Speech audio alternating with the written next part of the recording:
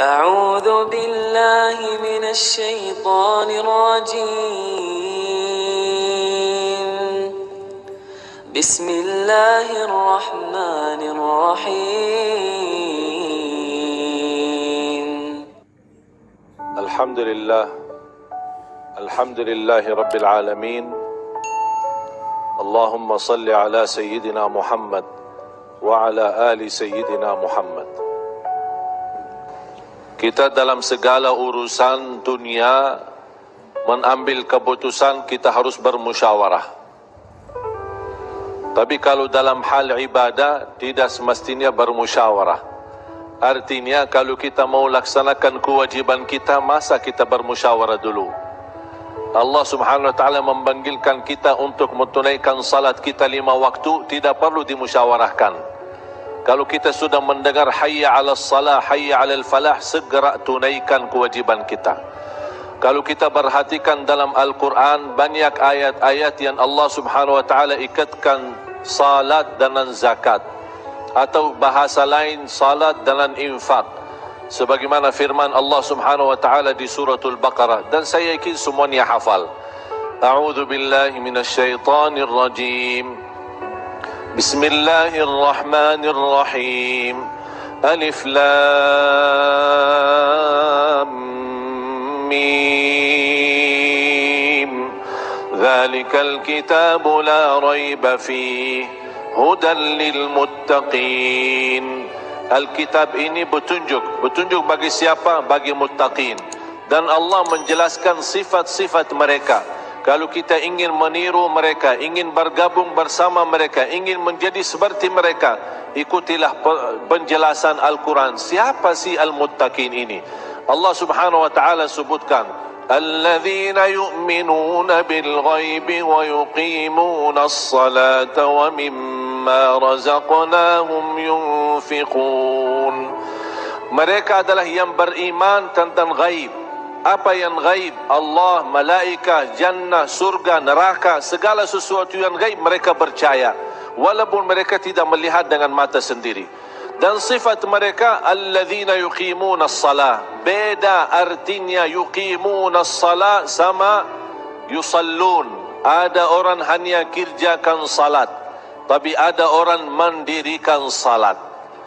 Ada 2 orang salat di saf pertama, sama-sama ruku', sama-sama sujud, sama-sama membaca Al-Quran, tetapi satu diterima oleh Allah, satu tidak diterima oleh Allah.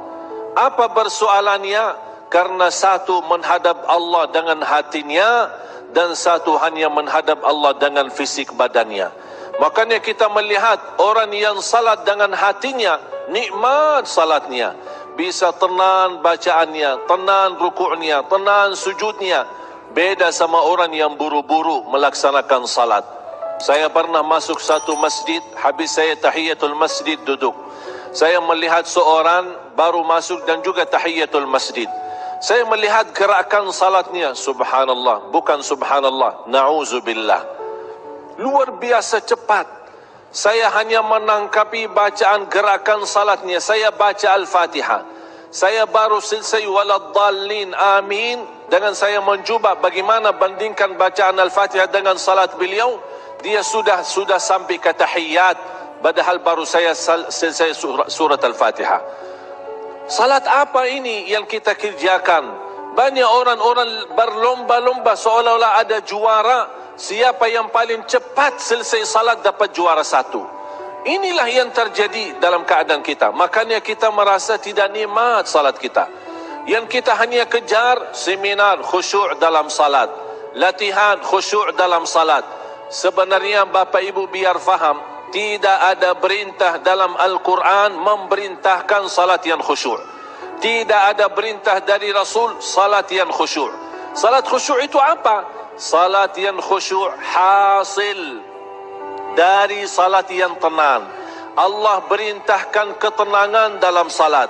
Ar-Rasul SAW memerintahkan ketenangan dalam salat. Kalau sifat khusyuk adalah sifat orang mukmin yang melaksanakan salat tuma'nina. Qad aflahal mu'minun alladzina hum fi salatihim khashi'un. ketika ada seorang datang ke masjid di zaman Rasulullah sallallahu alaihi wasallam. Masuk masjid, tahiyatul masjid. Selesai salat, dia datang kepada Rasul mau salaman. Rasul tidak menjawab.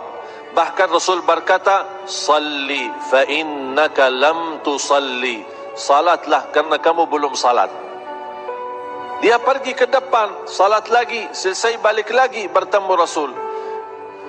Mau salaman, Rasulullah SAW tidak menjawab. Salli fa innaka lam tusalli. Salat dulu karena kamu belum salat. Sampai 3 kali dikasih tahu oleh Rasulullah SAW. Akhirnya orang berkata, mohon maaf ya Rasulullah, saya tidak tahu selain ini salatku. Gimana? Kata Rasulullah SAW, fa idza qumta faqum mutma'inna. Kalau berdiri, berdiri tenang, tumaknina. Tumaknina salah satu rukun di dalam salat. Tidak sah salat seorang tanpa Al-Fatihah, betul? Sama tidak sah salat seorang tanpa tumaknina. Baca tenang, rukuk yang tenang, sujud yang tenang, wallahi akan terasa nikmat. Dari hasil ketenangan dan upaya dan ikhtiar kita akan muncullah rasa khusyuk. Karena khusyuk bukan sesuatu yang datang dari luar, tapi khusyuk sudah ada di dalam hati. Tinggal bagaimana cara dikelola, bagaimana bisa dikembangkan cara salat yang tenang.